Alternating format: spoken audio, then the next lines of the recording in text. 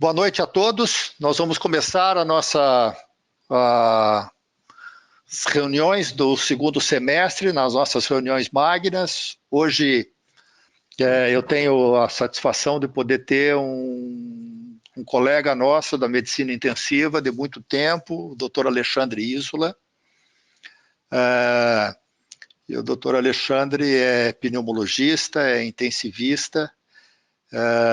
Hoje ele faz o gerenciamento educacional do IMED Group Brasil, já há alguns anos, e tem uma participação importante na MIB, principalmente na parte educacional de lesão pulmonar aguda, de ventilação mecânica.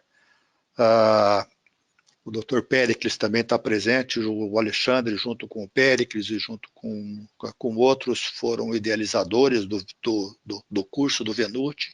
O Alexandre sempre teve uma participação importante no Comitê de Insuficiência Respiratória e Ventilação Mecânica da MIB. Hoje ele coordena o Venuti 2. Eu também já disse antes que o Alexandre capitaneou as últimas revisões de suporte ventilatório nos pacientes com Covid, que estão publicados no site da MIB e em revistas científicas. Então, Alexandre, é um prazer ter você conosco hoje. O Alexandre também é o presidente do Congresso Brasileiro de Medicina Intensiva, que vai acontecer de uma forma online. Então é um desafio desenvolver um congresso dessa natureza para o tamanho da MIP, o Congresso Brasileiro que vai acontecer em novembro, o nosso congresso mais importante. O Alexandre é o presidente do congresso. Então, Alexandre, obrigado por ter aceitado o nosso convite. Queria te ouvir um pouco. A gente já queria que você tivesse presente já no ano passado, mas isso não, no começo do ano, mas isso não foi possível, mas deu certo agora. Obrigado. Perfeito, Álvaro. Obrigado você pelo convite, é uma honra participar. Eu já tive a oportunidade de ir aí em Curitiba fisicamente, já 2 vezes, participar da reunião de vocês, foi muito bom, foi muito proveitoso, e dessa outra que a gente participou ano passado também. E é um prazer estar de volta aqui hoje para a gente refletir um pouquinho sobre o que a gente aprendeu, né, em cima de tudo isso que aconteceu nesse ano e meio aí de Covid. Ok, quero dizer que nós não teremos uma apresentação formal, então nós estaremos, na verdade, conversando e ouvindo várias considerações do Dr. Alexandre a respeito do suporte respiratório no doente com Covid, agora de uma forma mais conceitual do que nós tivemos na primeira parte da reunião.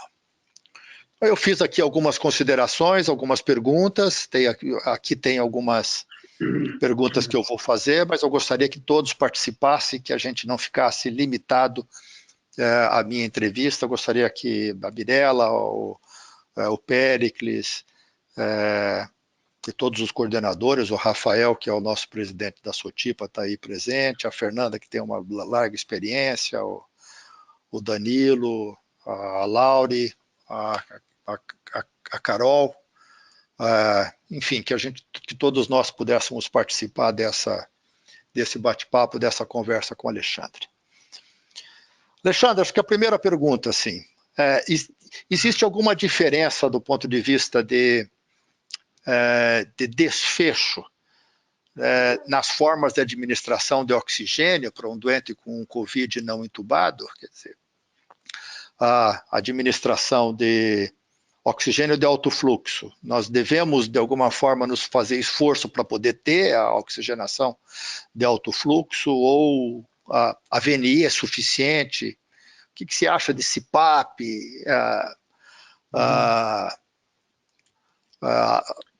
Até que ponto a gente pode manter um doente com oxigênio de baixo fluxo e, eventualmente, passar isso para uma VNI posteriormente? Em termos de desfecho, há alguma diferença? Então, nesse ano e meio que passou, o que se percebeu é que o desfecho é ruim quando você posterga a intubação. Não interessa muito o suporte que você está dando. Então, se você conseguir oferecer oxigênio atingindo uma meta segura de saturação de 90 a 94, que é o que o Ministério chegou a essa conclusão, a MIB chegou a essa conclusão, você consegue um desfecho aceitável e sem diferenciação entre os tipos, né, de suporte dado.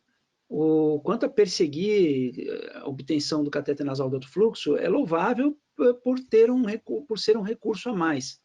Ele é um recurso confortável, um recurso que no começo também se deixou de lado por conta da questão da aerossolização, mas depois que você conseguiu garantir EPI para todos os funcionários, garantir todo o processo de segurança nesse atendimento dessa doença e segurança da equipe, o que se percebeu é que uma máscara reinalante de alto fluxo, ela poderia, uma máscara não reinalante de alto fluxo, ela poderia suprir um catéter nasal de alto fluxo da mesma maneira, tá? Com os mesmos resultados. E por quê? Porque muitos lugares não têm o catéter nasal de alto fluxo no nosso país. Então, em alguns hospitais que a gente participa aqui em São Paulo, nós temos o catéter nasal de alto fluxo, o que se vê é que o resultado é parecido com quem usou máscara de oxigenação não reinalante, né, com altos fluxos e que permite aí FiO2 elevadas também. A ventilação não invasiva, ela, utilizando-se mais o CPAP de ramo único, ele vai permitir, de ramo duplo, né, evitar o ramo único, ele vai permitir que você consiga um suporte um pouco melhor do ponto de vista de apoio ventilatório. Mas a gente sabe que nesse momento o problema maior é de troca, não tanto de ventilação. Então, não há um grande benefício. A regra é clara, você tem que tentar oferecer escalonadamente o necessário que você tiver à sua disposição para conseguir uma meta de saturação de 90 a 94, um pH acima de 7,25, uma frequência respiratória adequada entre, no máximo, 28. Vai? O ideal seria que ficasse abaixo de 25, 24. Então, se você conseguir isso, você pode alternar entre esses modos de acordo com o que você tem aí. Com aquilo que tiver disponível na prática clínica do serviço. Exato. Eu acho que isso que é a lição aí. Não tem uma agonia por falar, puxa, eu não tenho esse catéter nasal, então eu não estou oferecendo a melhor medicina para o meu paciente. Não dá para falar isso. Você acha que esse trabalho recentemente publicado no JAMA italiano, mostrando uma pequena diferença do catéter de alto fluxo para a VNI, ele sustenta o catéter de alto fluxo como uma estratégia eventualmente melhor? Não sei, viu, Álvaro? As diferenças são muito pequenas, né? Eu não consegui ainda usar isso para ter essa recomendação tão forte assim, ainda não. Eu acho que ainda ele exige como tudo tem uma curva de aprendizado, tem um custo, então acredito que o catéter nasal de alto fluxo ele apareceu muito nos trabalhos como opção na hipoxemia aguda grave, né, que até então não tinha esse tipo de suporte, e depois não se conseguiu reproduzir tanto esses trabalhos. E a diferença não é tão grande. Então, talvez, a gente não pode desprezar, mas eu acho que não dá para ter essa certeza ainda. Alguma coisa diferente, Péricles? Não diferente. Eu quero destacar que eu fiquei decepcionado de saber que vocês não têm que Curitiba não tem o catéter nasal de alto fluxo. Eu tenho uma experiência com 2 pacientes quando foi deixado aqui o aparelho para a gente em demonstração. Então, essa é a minha experiência pessoal e a experiência que eu tive é do conforto fantástico que o paciente tem. Então, realmente, ele é muito mais confortável. Provavelmente, na minha opinião, o benefício é pura e simplesmente do conforto. Então, é claro que uma parte dos pacientes vai aderir melhor ao catéter nasal de alto fluxo e com isso, mas concordo, eu acho que geralmente é tarde demais. E eu posso dizer, por exemplo, que 2 familiares meus do interior de Goiás usaram o catéter nasal de alto fluxo em uma cidadezinha bem pequenininha, pagando uns 20 a 30 mil reais cada um para usar o catéter nasal de alto fluxo. e graças a Deus eles sobreviveram depois de serem entubados e 45 dias de ventilação mecânica. Ou seja, não adiantou nada, mas o catéter nasal de alto fluxo foi utilizado. Então, realmente virou uma panaceia, como o doutor Alexandre falou, confusa aí, né? Curitiba é uma cidade muito dominada por algumas fontes pagadoras, especialmente a Unimed, e a gente nunca conseguiu fazer com que a Unimed pudesse suportar o catéter de alto fluxo pela falta de estudos que pudessem demonstrar desfechos claros de que ele pudesse ser melhor que a ventilação mecânica não invasiva, né? A ventilação não invasiva é muito predominante em Curitiba, fácil de ser usada. Curitiba é uma cidade que nas nossas UTIs tem uma fisioterapia muito forte, muito bem desenvolvida. Então, a gente também só usou o catéter de alto fluxo 5, 6 anos atrás, em alguns doentes, quando alguns catéteres foram deixados para a gente poder utilizar, para poder aprender a técnica, mas isso logo desapareceu e nós não pudemos usar mais. Alguém quer fazer mais algum comentário sobre isso? Acho que essa é uma questão que acho que ela já está relativamente resolvida e que o importante é que a gente tenha metas de oxigenação e não atrase a intubação orotraqueal, mas não tem muita diferença na forma como você administra o oxigênio, desde que você não retarde a intubação do doente. Acho que a próxima consideração é novamente voltar para a prona em ventilação espontânea, Alexandre. Se essa... Oi. Oi, Mirela. Posso fazer só um comentário ainda sobre, pegando o gancho da questão anterior, que o Alexandre falou sobre a forma de você considerar que o teu doente está bem, né, numa ventilação não invasiva ou com uma máscara reservatório não reinalante. O que a gente vê são pacientes vindo de UPAs ou mesmo dentro do hospital com a armadilha da saturação de 95 com 35 de frequência respiratória e com 15 litros. Então, mas ele está saturando 94 ou 95, às custas de 35 de frequência respiratória, né? Esse é um doente que, a princípio, ele é um doente que precisaria de uma outra estratégia de oxigenação / ventilação, que não a manutenção do máscara reservatório, seja o que for. Você acredita na lesão autoinfligida? O que você acha disso? Sim, eu acredito bastante nessa teoria, nessa lesão do PSILI, né, do Patient Self-Inflicted Lung Injury, e isso está bem demonstrado já. O Amato mostrou isso claramente usando a tomografia de impedância elétrica, um trabalho japonês lá com o Takeshi Yoshida. Ele mostrou claramente a concentração de volume corrente na parte posterior, logo no início da inspiração, da puxada, né? Então, o paciente, ele está realmente concentrando o volume corrente na área realmente que está mais prejudicada, as zonas dependentes. E aí isso vai hiperestender ciclicamente essa região e vai levar ao aumento da driving pressure nessa região. Então, isso mantido no tempo pode piorar a inflamação.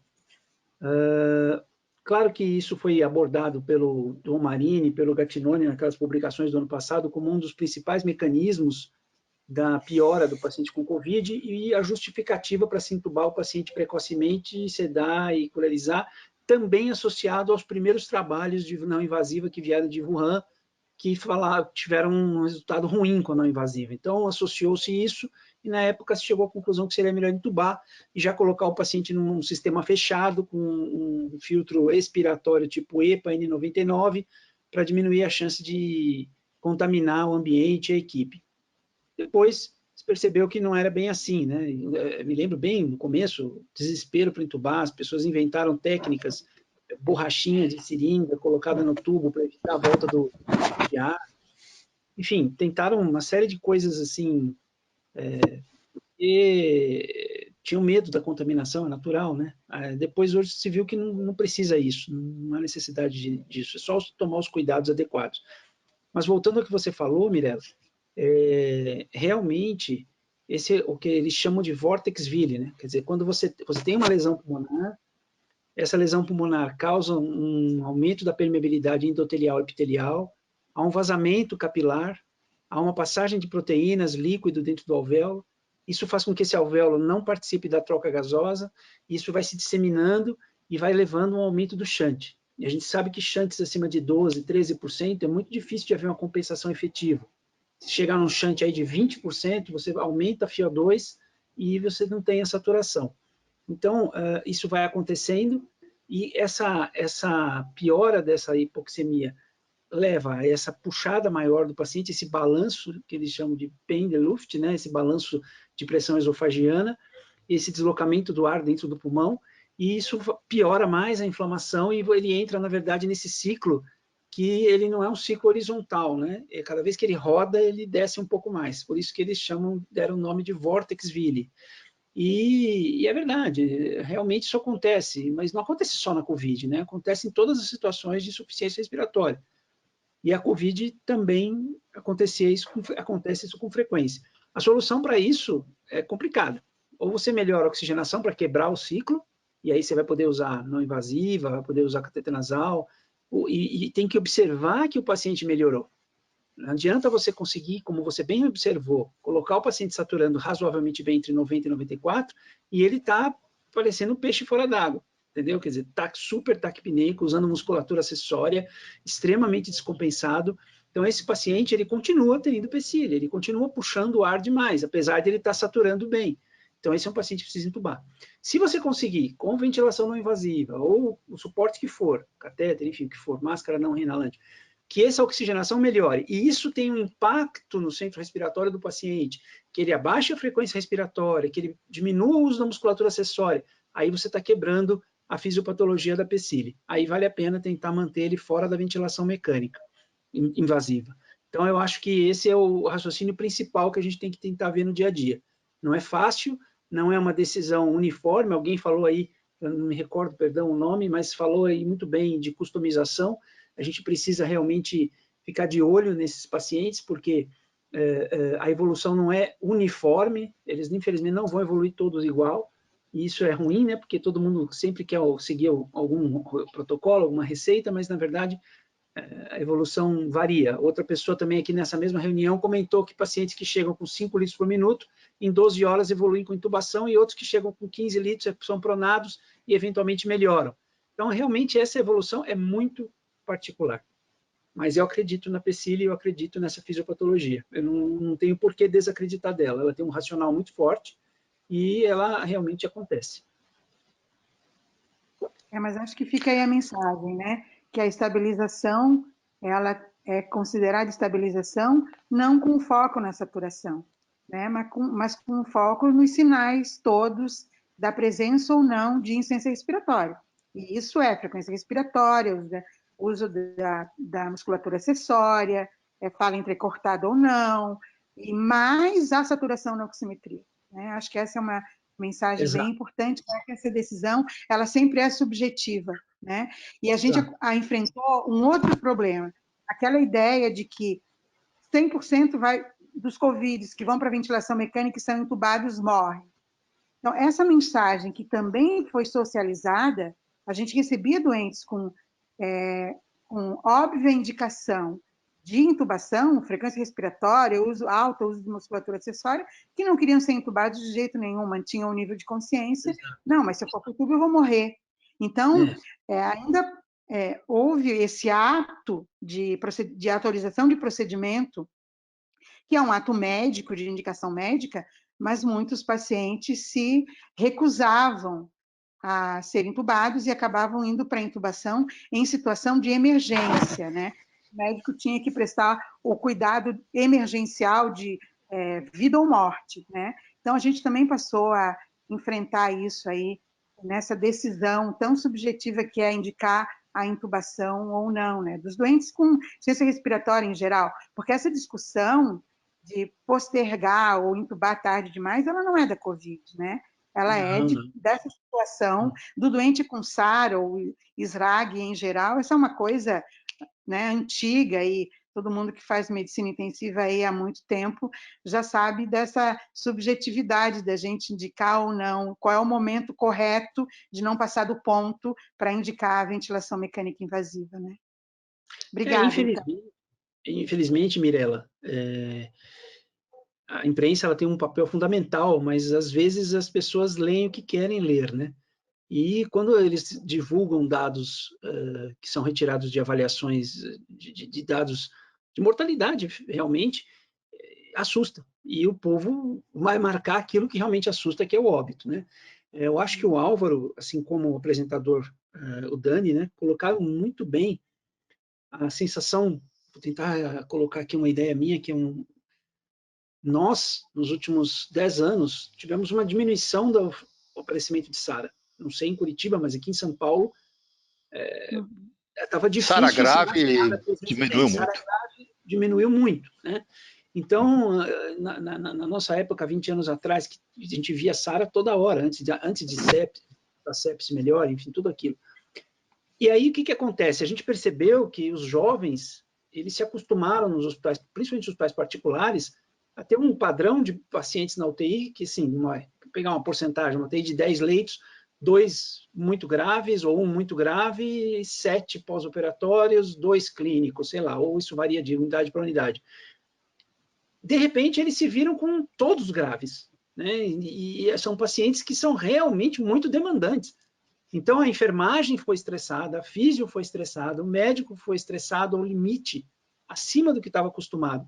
E, assim, eu costumo falar no Venuti, falei por muitos anos, e penso exatamente isso, quer dizer, o paciente com SARA e choque séptico é o paciente mais grave da UTI. Eu acho que ele só se equipara ao paciente neurológico com SARA. São as duas situações que eu vivenciei com mais dificuldade de você conduzir o paciente. Então, você vai ter que usar todo o seu arsenal para conduzir esse paciente. E aí, o que acontece? De uma hora para outra, a gente se viu sem pessoal para trabalhar. E a gente teve que colocar pessoas para trabalhar com boa vontade, mas que não têm a expertise. E aí é natural que vai aumentar a taxa de mortalidade. Não é só pela doença. Infelizmente é uma realidade. Muitas pessoas foram para frente, para a linha de frente, sem essa expertise. Se for pegar pessoas experientes, que já estão há muitos anos tratando disso, que sabem da gravidade, que mesmo assim a mortalidade no nosso país da SARA, em média, na SARA grave é 60%, tem publicação disso, pular de 60 para 80 é um reflexo esperado. Triste, mas que aconteceu. Então, isso, quando espalhou e foi entregue para a população isso, realmente nós tivemos o mesmo problema aqui. As pessoas chegavam, não, entubar, nem pensar. Tudo menos entubar. E aí você fica naquela situação que você comentou, né? O que fazer?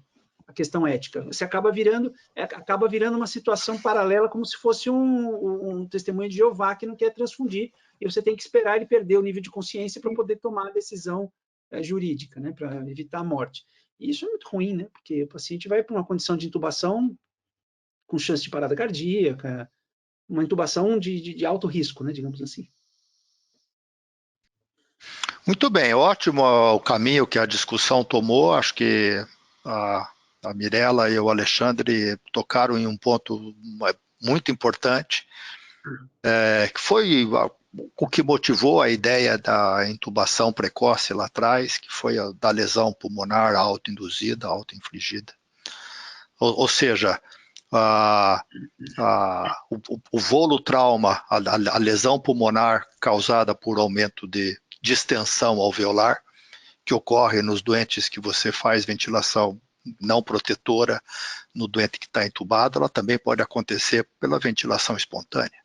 Então, quando você hiperinsufla e você causa um aumento do volume corrente, uma distensão alveolar, mesmo com a ventilação com pressão negativa, como com a ventilação espontânea, você pode fazer lesão alveolar do mesmo jeito. Então, o que a Mirela lembrou e o Alexandre ressaltou é de que o doente pode compensar um pouco da sua hipoxemia com hiperventilação, com esforço respiratório importante, mantendo uma saturação de pulso de oxigênio acima de 94, mas causando lesão pulmonar, que em algumas horas, 1, 2 dias, isso acaba causando lesão pulmonar, inflamação, edema, e o doente precisando de ser entubado depois numa situação muito pior. Então, que a compensação não é só da saturação, mas uma compensação respiratória por inteiro, não é isso, Mirella? Controle da frequência respiratória, controle do esforço respiratório, não só tendo alvo a saturação arterial de oxigênio. Rafael, quer acrescentar alguma coisa, Rafa? Você também me pareceu em alguns momentos muito preocupado com essa ideia da lesão pulmonar auto-infligida e da necessidade de entubar os doentes mais precocemente.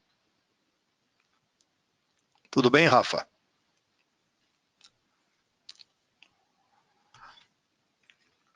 Acho que o Rafa não está lá disponível. Péricles, você quer acrescentar alguma coisa sobre isso, Péricles? Oi, Rafa, tudo bem? Pode parar, Péricles, eu falo, estava sem o som aqui. Que bom, Rafa, obrigado por estar aí. Eu só concordo plenamente, para lembrar que a lesão auto-infligida, ela não foi inventada esse conceito ou imaginado esse conceito para o Covid, por coincidência, era algo que iria explodir em 2020, porque estava sendo gestado desde 2018, digamos assim. E quando a gente fazia lá os nossos trabalhos em ratos, o Alexandre também fazia lá, e já existe desde o final da década de 90 estudos em ventilação mecânica provocando a injúria pulmonar com pressão negativa. Você pode colocar o rato em pressão negativa e provocar SARA.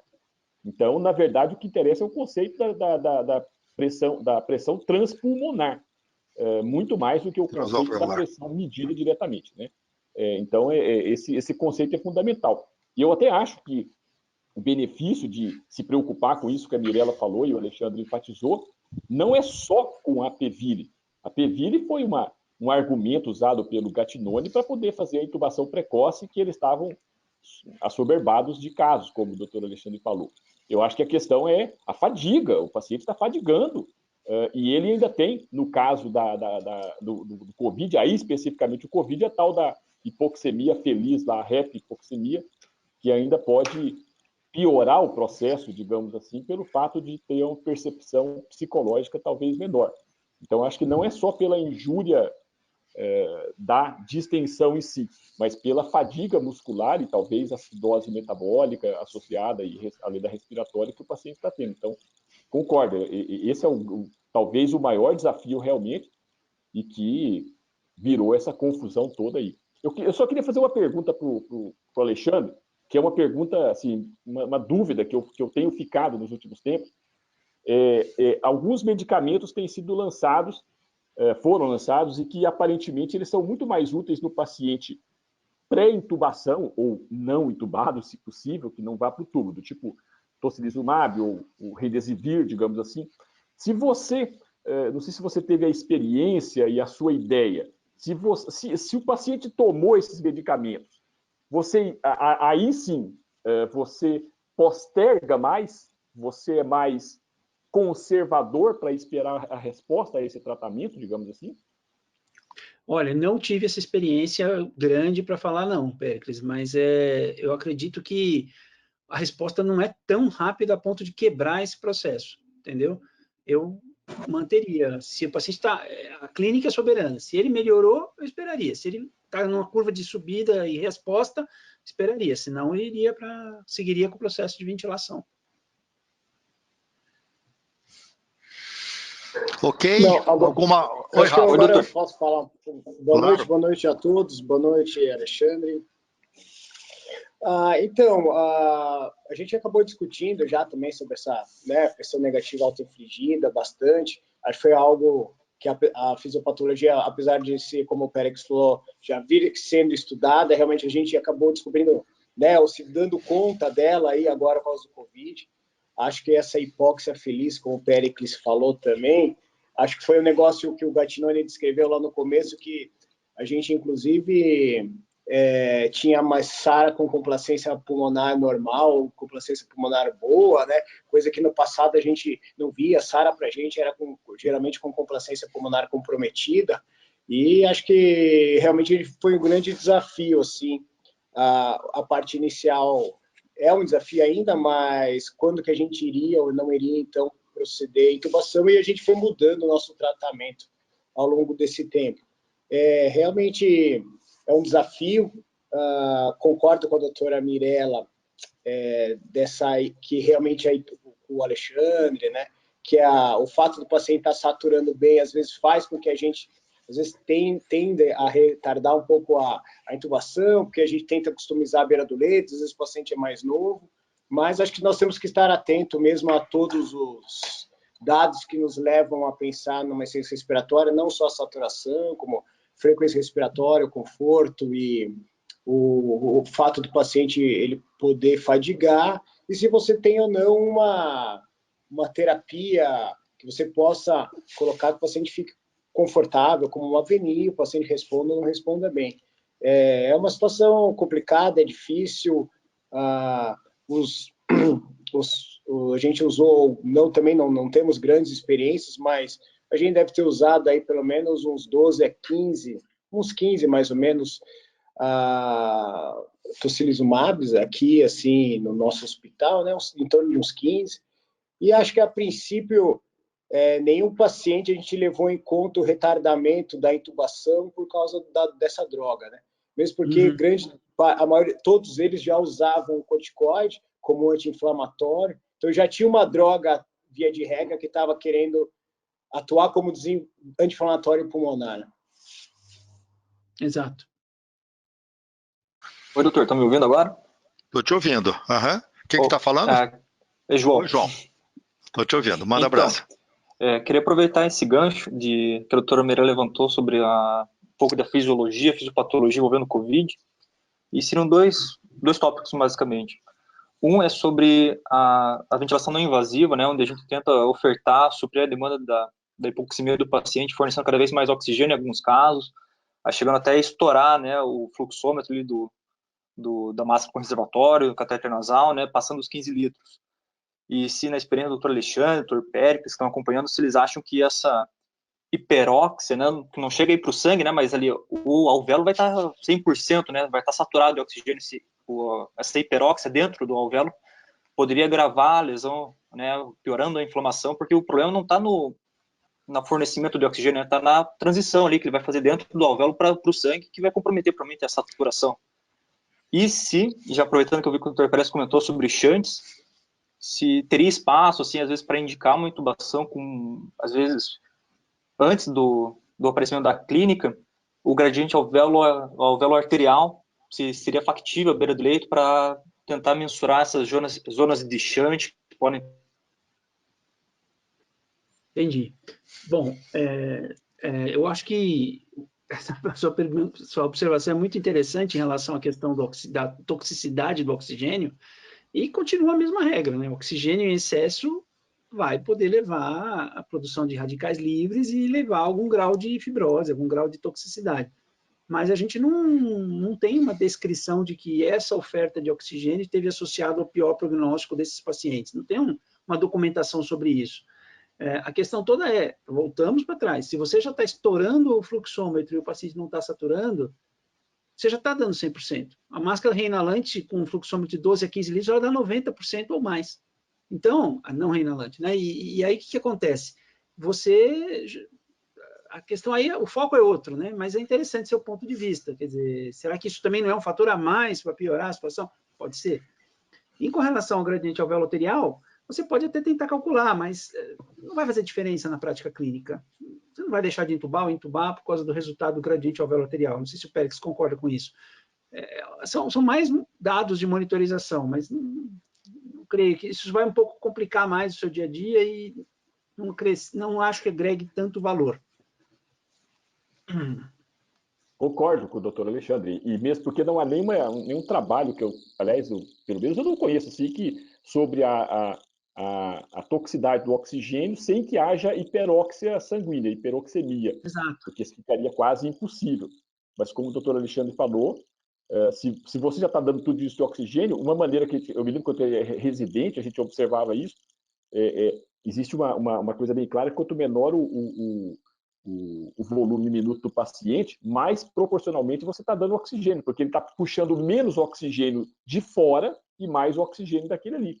Então, a maioria desses pacientes que você retardou e ficou dando muito oxigênio, provavelmente ele já está em 100% de FO2. Provavelmente a gente já deveria ter entubado há muito tempo, não pelo medo da injúria pelo oxigênio, mas pelo retardo por tudo aquilo que o doutor Alexandre e a doutora Mirella falaram. Exato. Bom, vamos avançar um pouquinho. Vamos imaginar, eu ia falar um pouquinho de prona, mas a gente não... a discussão está boa, talvez a gente não tenha tempo para poder falar de tudo. Vamos imaginar que a gente entubou o doente, e agora ventilação mecânica protetora.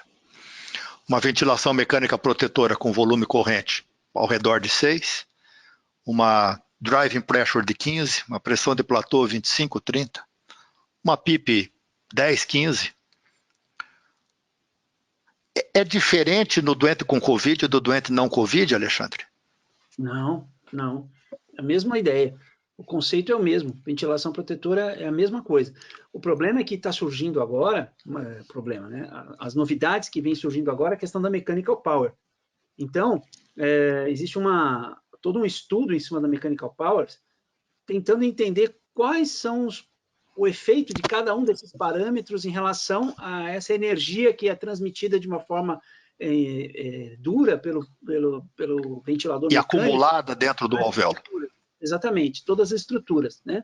Então, o ano passado, saíram artigos com as novas equações da Mechanical Power e o Ari Serpaneto fez um trabalho muito interessante, onde ele chegou à conclusão que valores de Mechanical Power acima de 17 estariam associados com uma mortalidade maior. No entanto, houve questionamento sobre isso, esse é um assunto que ainda está ebulindo em relação a esse valor, outros como Jesus Vilar, chegaram a outros valores, e mesmo o Marcelo Amato e o Eduardo Leite, o Carvalho, o próprio Ari, soltaram um artigo agora recentemente, faz uns 2, 3 meses, muito importante. Nesse artigo, eles tentaram fazer uma dissecção e identificação do peso de cada um desses fatores dentro da Mechanical Power em relação a prognóstico. E o que eles encontraram foi que a driving pressure teve uma associação com mortalidade maior e uma coisa que todo mundo sempre falava, mas não tinha certeza, a frequência respiratória. Frequência respiratória. Uhum. Então, Álvaro, em cima do que você falou, você vê que você mesmo descreveu os parâmetros da ventilação protetora, mas não citou a frequência. A gente esquece a frequência. A gente esquece de falar da frequência. Ela não está ainda batendo na nossa cabeça como um fator associado a maior mortalidade, e ela é usada mais para a questão do CO2 e tal. Mas a frequência respiratória também mostrou estar associada ao aumento da mortalidade. A Mechanical Power em si, eles não conseguiram chegar nesse valor e falar que ela está associada a maior mortalidade. Mas esses dois parâmetros isoladamente mostraram sim, com pesos diferentes. A driving com peso maior do que a frequência, mas ambos bastante estatisticamente significantes, P de 0,001 na driving e 0,04, se eu não me engano, na frequência. Então, assim, realmente é uma situação muito delicada, porque você vai fazer essa regulagem inicial, ela vai funcionar, mas alguma hora você vai ver que você chegou no limite da sua driving pressure, no limite da sua frequência respiratória, e o seu paciente está retendo CO2, está evoluindo com hipóxia, e aí o que fazer? Né? O que fazer? Algum preço você vai ter que pagar.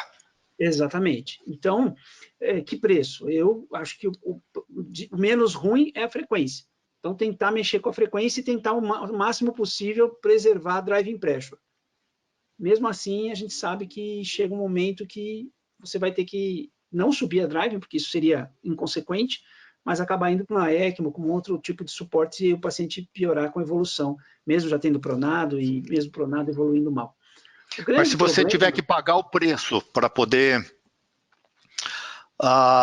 corrigir um pouquinho a tua PaCO2, porque você está com uma acidose respiratória muito grande que não dá para poder suportar, você pagaria o preço, subiria a PIP e não daria muita bola para a pressão do platô? Menos para a pressão do platô? Menos. Eu iria aumentar a frequência respiratória, mesmo sabendo que ela tem ainda esse impacto. Ela, claro, você não vai aumentar demais, mas você vai tentar aumentar o mínimo possível para conseguir chegar a um nível de CO2 compatível. a gente sabe que até 80 dá para lidar. Acima de 80 já começa a ficar mais complicado, né? É mais difícil de você manejar o paciente, ainda mais se tiver evoluindo com insuficiência renal, outras causas de acidose, então fica mais complicado de conduzir esse paciente. O que eu queria... Pode falar. Não, pode complementar, por favor. Não, o que eu queria só destacar é que as pessoas precisam ter em mente que a estratégia de proteção, ela pode ser assim, tem alguns ajustes que você pode aceitar, como você falou, subir a pressão de platô acima de 30, desde que você suba a PIP. O que é inaceitável é a pessoa usar uma PIP de 12 e chegar a 40 de pressão de platô. Aí sua drive pressure está estourada. E a gente vê isso acontecer. Vê isso acontecer com alguma frequência. E a pessoa passa o plantão feliz, porque olha, consegui baixar a CO2 do paciente. Ok, você baixou a CO2 do paciente, mas você está moendo o pulmão do paciente. Pelando. Se tiver que sacrificar a pressão de platô, aumente a PIP, mas não sacrifique de forma nenhuma a driving pressure. Acho que essa é a principal lição. Péricles, só um pouquinho. Péricles, você um dia me disse que a hipercapnia era terapêutica. Eu sabe que eu nunca me esqueci. Só uns 15 anos atrás, acho que você não vai se lembrar, porque deve fazer parte da tua... mas você me disse que um dia a gente ia tratar sepse e o paciente criticamente doente com hipercapnia, que a hipercapnia era terapêutica, era benéfica. Isso é verdadeiro? A gente brincava e conversava muito, mesmo na época da residência. Esse conceito intrapulmonar, ele é muito claro. A hipercapnia, experimentalmente, protege a injúria pulmonar da ventilação mecânica, por incrível que pareça. É tão bom quanto a gente fazia o corticoide, alguma coisa assim. É claro que, sistemicamente, aí a coisa é diferente. Você faz vasodilatação, pode fazer hipertensão intracraniana e tudo mais. Mas, acho que para hipertensão intracraniana, obviamente, é ruim, mas para o restante não me parece grande efeito deletério. Às vezes faz só um pouco de vasodilatação, mas você tem as drogas vasopressoras. Mas numa escala de prioridades, o PCO2 e, portanto, as coisas para mobilizar o PCO2 o que o doutor Alexandre falou, por exemplo, ele citou um valor de PCO2 ali, o único que ele citou, 80. 99% das vezes que as pessoas ficam desesperadas, o PCO2 está em 56, e isso já é considerado algo assim inaceitável. Não, ele estava a 56, mas já estou providenciando para lavar esse CO2. Existe uma obsessão em lavar o CO2,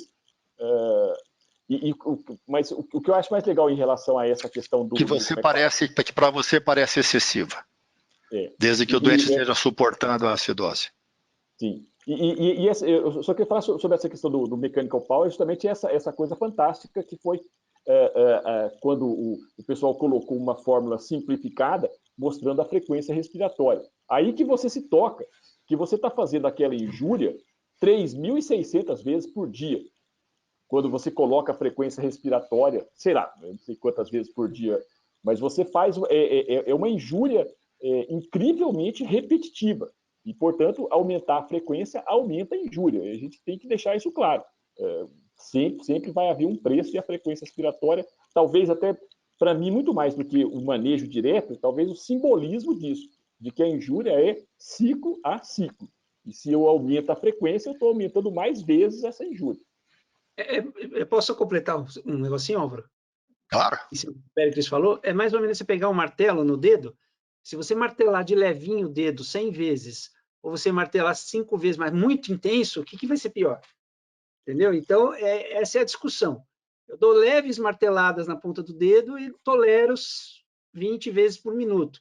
Agora, eu preciso aumentar para 30 vezes, mas está leve e ainda tolero. Agora, de repente, eu tenho que colocar uma martelada muito mais forte, menos vezes, o dedo não vai tolerar. Acho que a ideia do mechanical power é a carga, o estresse que se acumula ao longo do tempo, né? Pode ser poucas vezes, mas muito intenso, ou pode ser muitas vezes menos intenso, no final das contas dá a mesma coisa. O pior de tudo seria muito intenso muitas vezes, né? O que eles provaram nesse artigo é que tem um peso um pouco maior para driving pressure do que da frequência.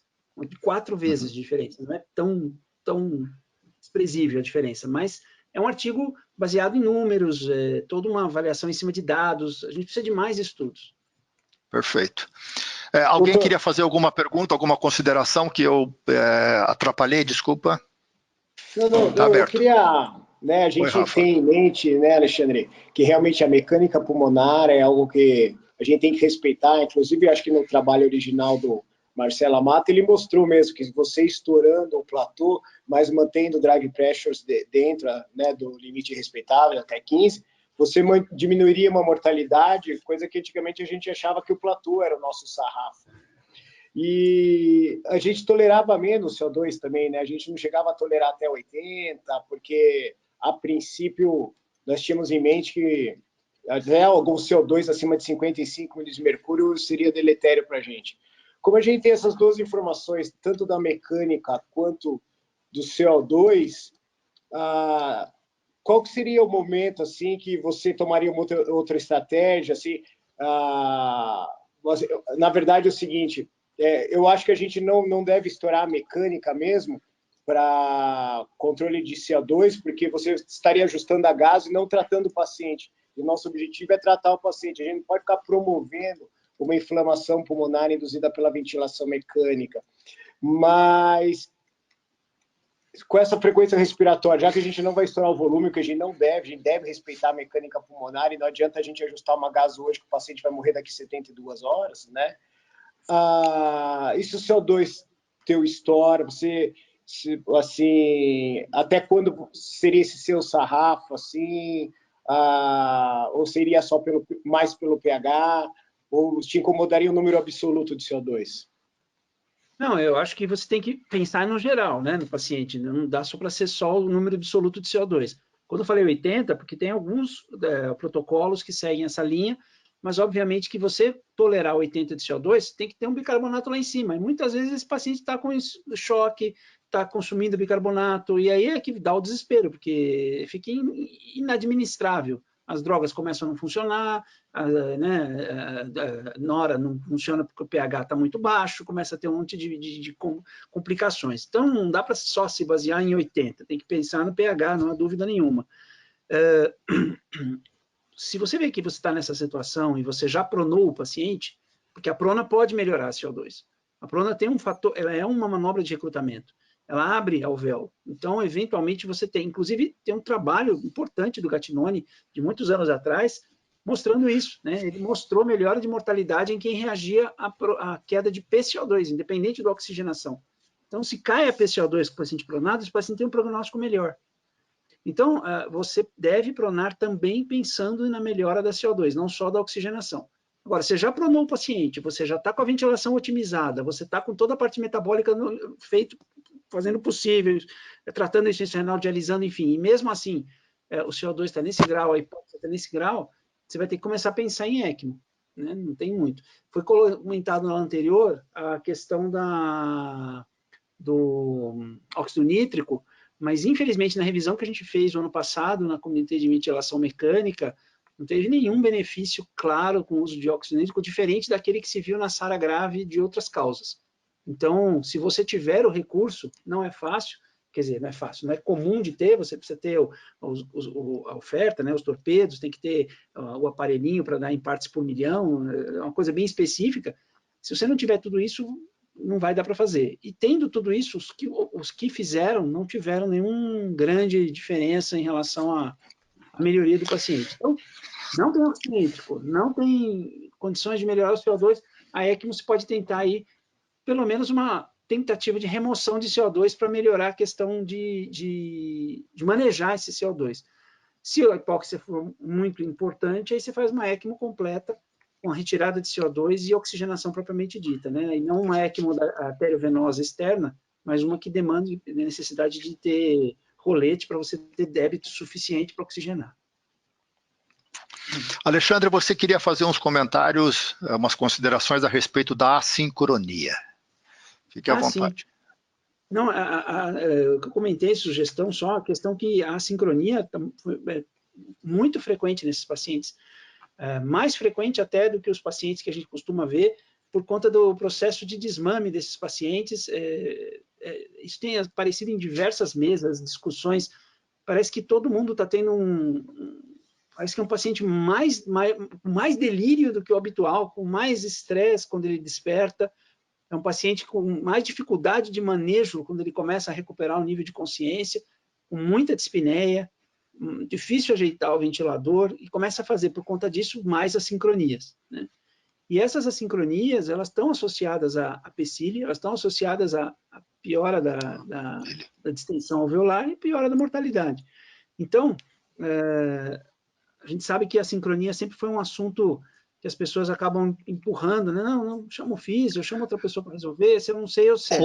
Ou erroneamente corrige isso fazendo sedação e bloqueio neuromuscular. É uma tragédia. Exato. Né? Ou seja, empurra isso com a barriga para o dia seguinte. Exato. E aí, o que acontece? Tudo bem, a sedação é ruim, mas pelo menos parou de ter assincronia. Agora, vai ter consequências a sedação, né? Vai ter consequências, vai postergar a saída, vai voltar tudo para trás, PAV.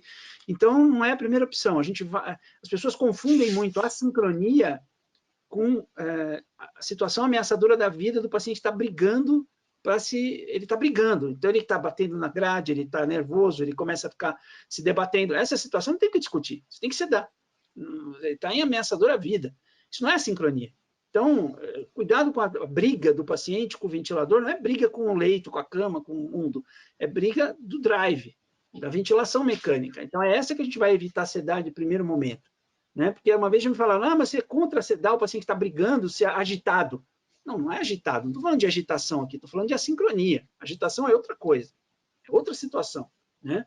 Então, e eu não sou contra sedar em sincronia, eu só acho que tem que ter uma ordem de execução das coisas. Então, análise clínica, examinar o paciente, que a gente muitas vezes pula esse step.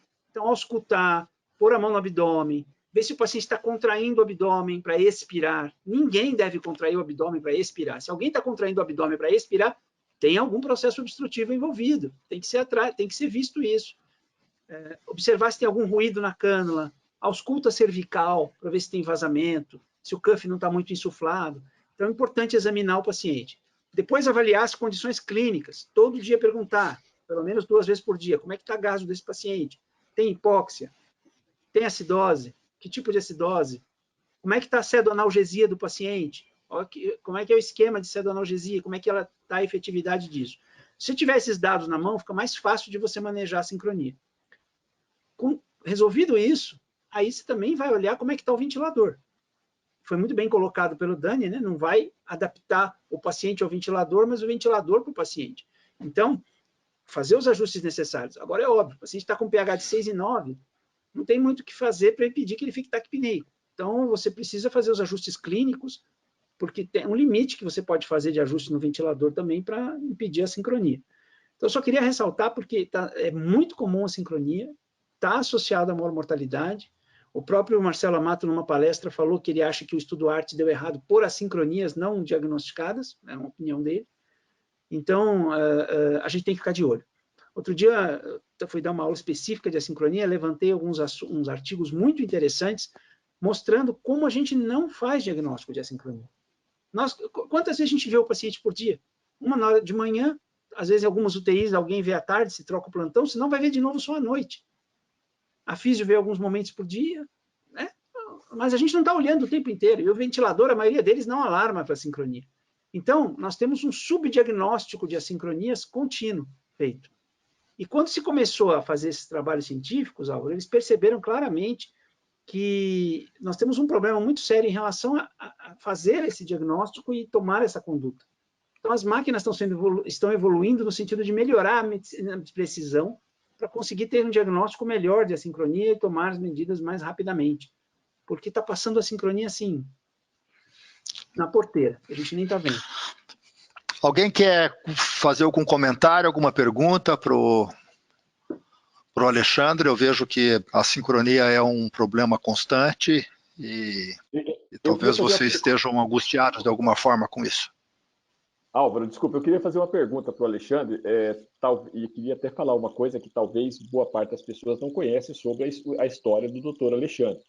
além de ser a nossa grande referência em ventilação mecânica, de ensino da ventilação mecânica no Brasil, o doutor Alexandre é um dos indivíduos maiores conhecedores em informática, a ponto de que a gente dizia com orgulho que quando ele ainda era residente, ele foi entrevistado pelo Estado de São Paulo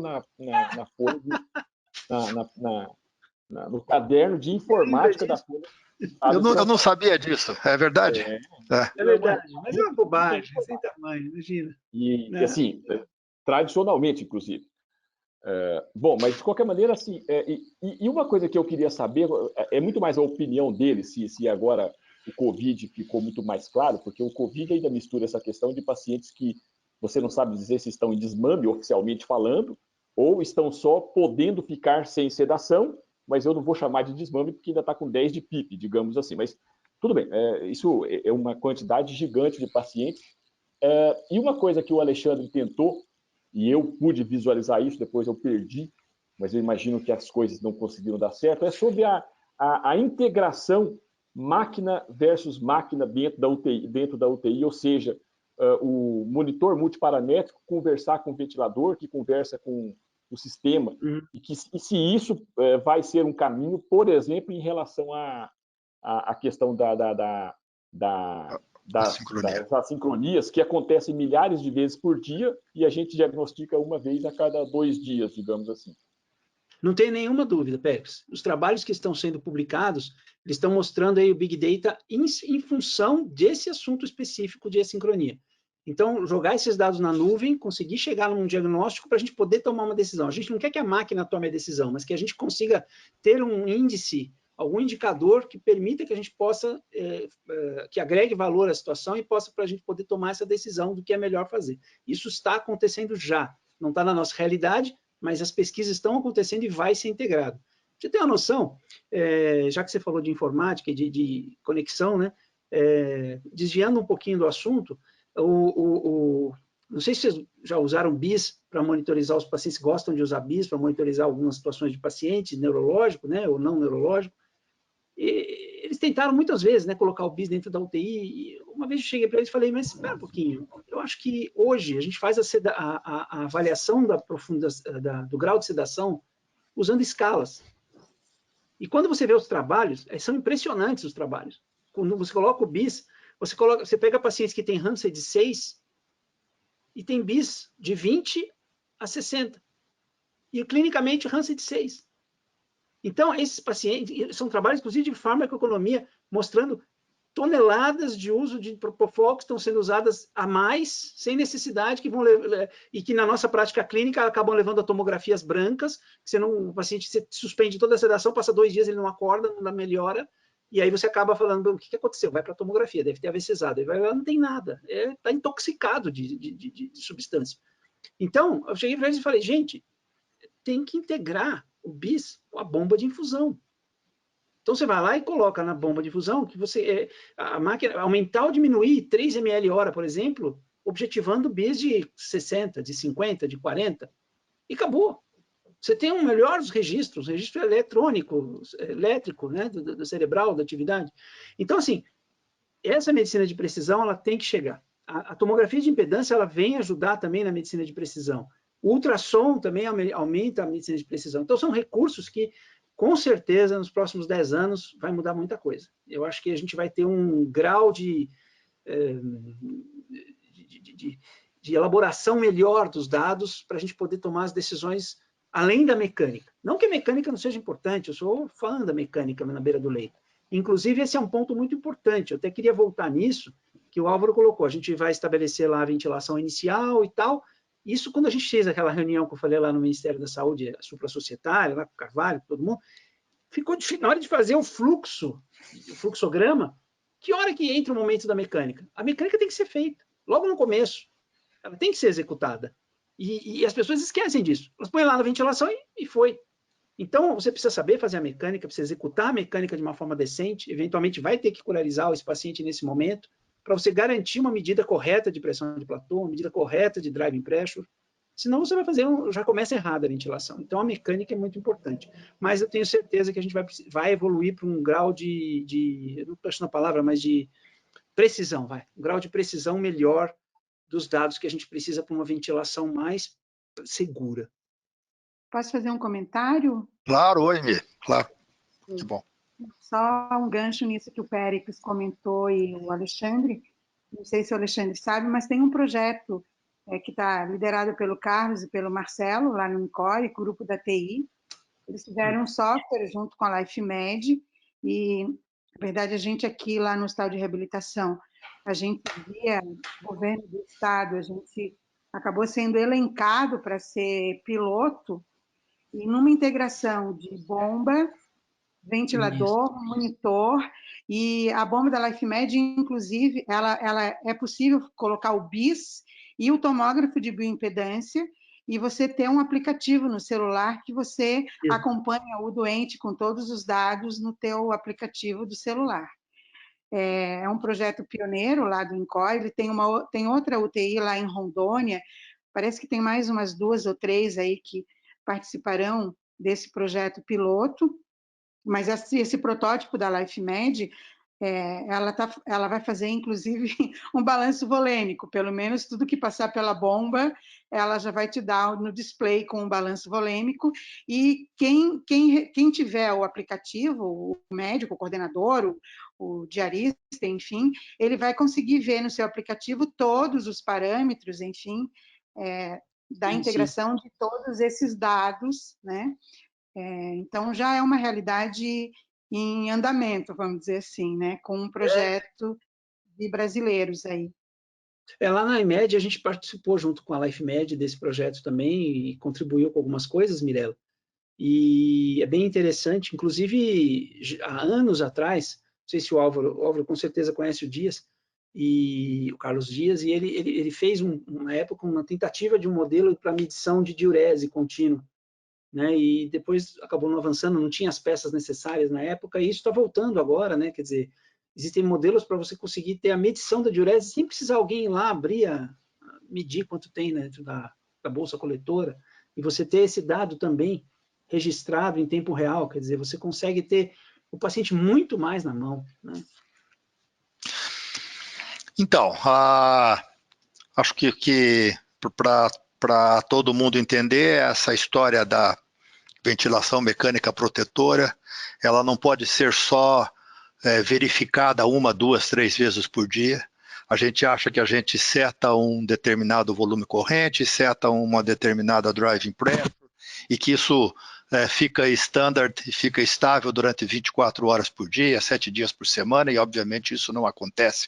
As sincronias que o doente pode apresentar ao longo do dia, mesmo que de uma forma não óbvia, relativamente oculta, isso gera muito frequentemente volume corrente durante o tempo expiratório, ou um segundo volume corrente em cima do volume corrente da máquina, hiperdistende alvéolo. Isso acumulado ao longo do tempo pode causar lesão pulmonar significativa. Então, enquanto nós não tivermos dispositivos que possam aferir isso continuamente 24 horas, o médico precisa estar atento para essas assincronias, estar monitorando esse doente mais frequentemente na beira do leito. Acho que essa aqui é a mensagem importante, e tentar sistematicamente ajustar da melhor forma possível o ventilador às necessidades do doente, e não ao contrário.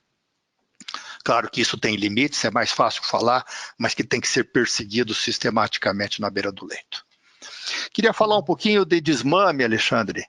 O desmame desse doente muito frequentemente é difícil, principalmente por causa da sedação. Quando você tira a sedação, uma agitação, mais sedação, e aí vira um círculo vicioso de aumenta a sedação, deixa para fazer o desmame no dia seguinte, o doente agita muito.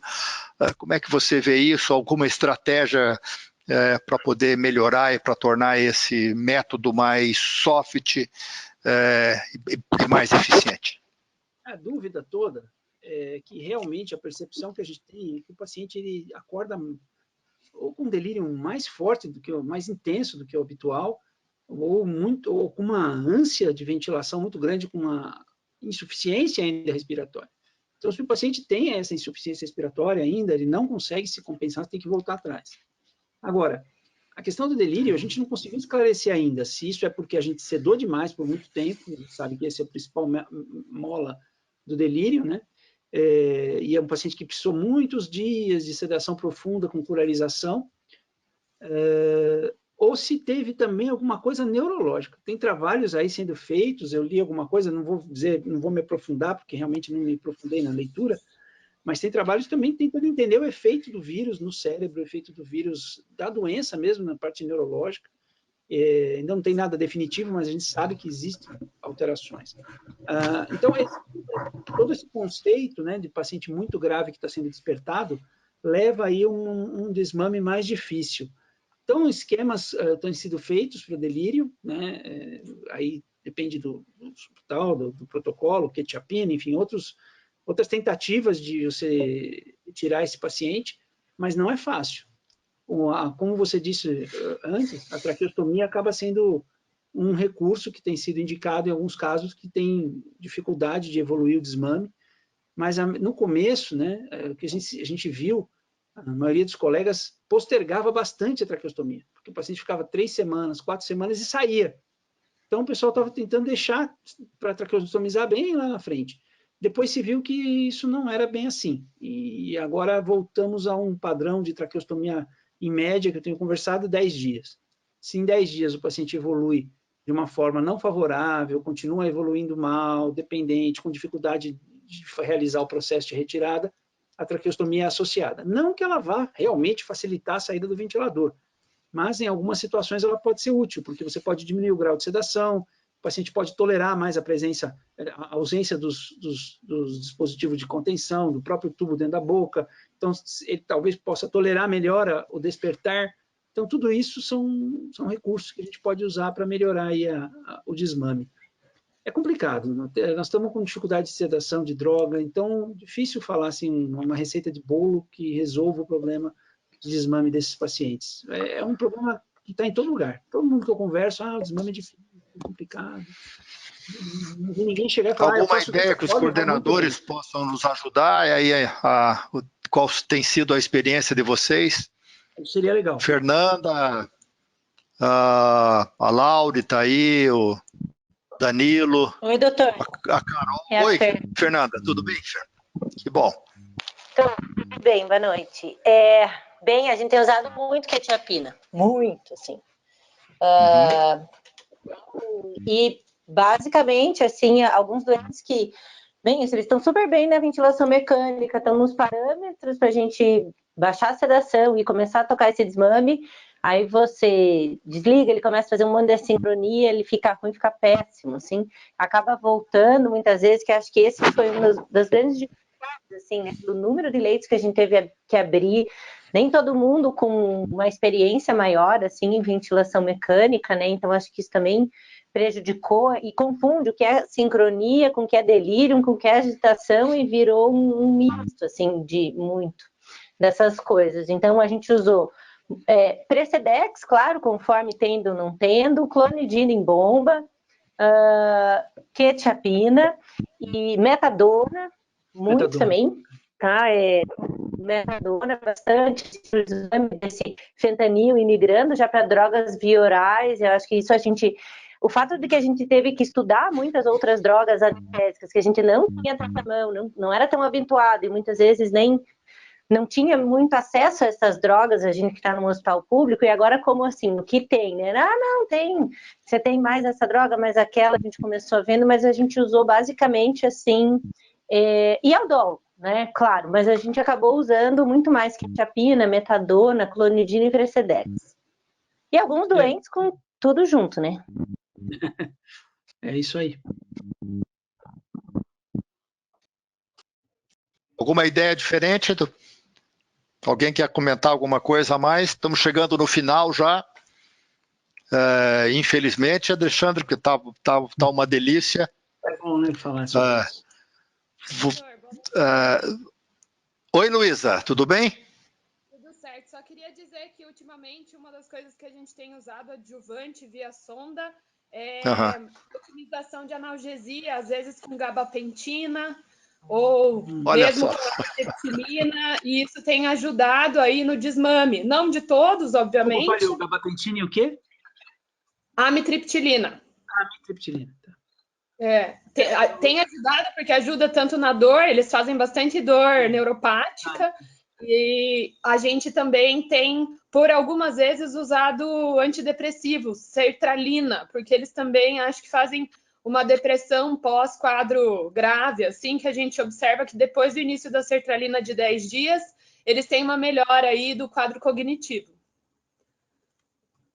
Mas tem alguma coisa a ver com extubação? Não? Você conseguiu observar isso?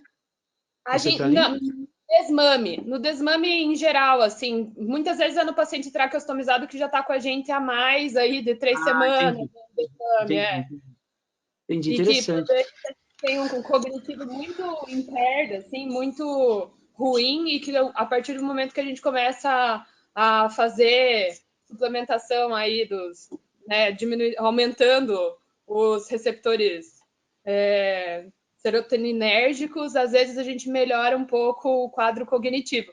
A gente vê bastante alteração cognitiva a longo prazo, é difícil avaliar se isso é do uso do sedativo, se é da doença, isso tem sido bem curioso, assim, e difícil de avaliar, né? A gente gostaria de ter uma avaliação a longo prazo de pós-PICS, né, do paciente, porque ainda é algo muito incerto, na minha opinião, da gente saber o quanto isso vai ter impacto a longo prazo no cognitivo do paciente. Não, muito legal, Luísa. Tanto o teu comentário quanto da feira, acho que é uma experiência do CHT como um todo. Vocês também fizeram alguns protocolos de utilização de drogas não tradicionais, né, naqueles períodos em que a gente teve escassez e falta de drogas. E acho que é uma experiência muito valiosa essa que vocês estão trazendo, e já me deixou na cabeça aqui que nós vamos fazer uma reunião de terça daqui 3, 4 semanas de sedação e analgesia.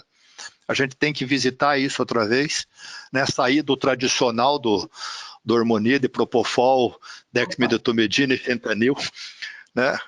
E de alguma forma aproveitar toda essa experiência que vocês tiveram durante esse período e tentar aprender com elas o que a gente pode também eventualmente utilizar mesmo em períodos de não escassez. Pode falar, Mi. A gente teve, só contextualizando, a gente fez uma força-tarefa na ocasião, junto com o grupo da anestesiologia, né? O cenário era de escassez, tinha uma demanda do Ministério e uma demanda da AMIB.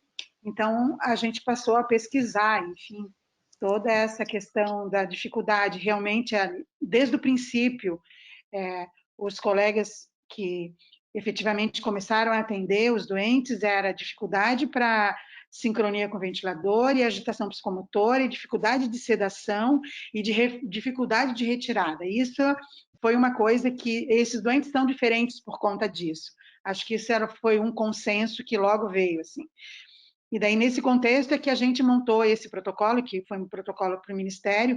A Luísa foi a pessoa designada, inclusive, para fazer a participar do grupo de analgesia e sedação lá do protocolo do Ministério, e a gente fez essa força-tarefa aí para utilização de outras drogas que pudessem ter efeito, não só as drogas endovenosas tradicionais, mas outras que pudessem colaborar, minimizando o delírio, enfim. E nesse contexto é que o pessoal aprendeu aí a introduzir e a usar essas outras drogas, e veio muito da experiência de começar a tentar aquilo que foi estudado aí. Obviamente não são estudos randomizados, não eram estudos de boa qualidade, mas, enfim, exceto a clonidina, que já tinha alguma coisa de experiência prévia nossa, a quetiapina, ou mesmo a haloperidol, mas todos os outros vieram nesse gancho aí, dessa força-tarefa de tentar alternativas para a ausência de analgésicos e sedativos. Ótimo, acho que a gente vai aprofundar isso numa próxima reunião. Muito obrigado, Fer, Fernanda e Luísa. Algum comentário a mais? Infelizmente são quase 9 horas, nós vamos ter que terminar. Queria ouvir um comentário final, acho que do Péricles. Péricles, você está aí ainda? Oi, Péricles. Alguma consideração final? Não, se eu fosse perguntar mais coisas para o Alexandre... acho que vamos marcar para o Alexandre aí um outro dia, a gente vai, né? Nós tínhamos um pouco de ECMO, de tromboembolismo venoso, corticoide, PAV, hipoxemia permissiva, uma série de coisas ainda para discutir, mas Alexandre, infelizmente, já está aí há 1h30, acho que a gente também tem que liberar o pessoal, né? Está todo mundo com fome. Alguma consideração final, Mirela? Não, Álvaro, nenhuma consideração. Acho que ficaram realmente questões pendentes aí, principalmente era a minha maior, era a experiência do Alexandre com ECMO, porque foi negado, né? Foi custo-benefício lá do SUS, ele não foi incorporado e a gente sabe que a gente tem um limite para poder fazer assistência adequada, né, com os pacientes usando estratégia protetora. Mas o ECMO também não é simples. Fica para uma outra ocasião. Acho que foi ótima a discussão e várias questões pertinentes aí do nosso dia a dia que eles foram abordados aí, principalmente para os nossos residentes, né? Obrigada, Rafael, Alexandre. nosso presidente. Rafa. Gostaria de agradecer a presença do Dr. Alexandre, a disponibilidade e dar boa noite a todos. Obrigado. Tá bom. Obrigado, Alexandre. Acho que foi muito produtivo. Acho que a gente não íamos conseguir esgotar, mas tudo que a gente discutiu foi muito proveitoso. Obrigado pela tua presença, obrigado pela presença de todos e até terça que vem. Obrigado, eu. Tchau para vocês. Coloquei no chat aí, pessoal. O link, tá? No chat tem o link para os protocolos que o Álvaro comentou. Valeu, depois a gente distribui para o pessoal. Obrigado, um abraço. Tchau para vocês. Boa noite. Tchau.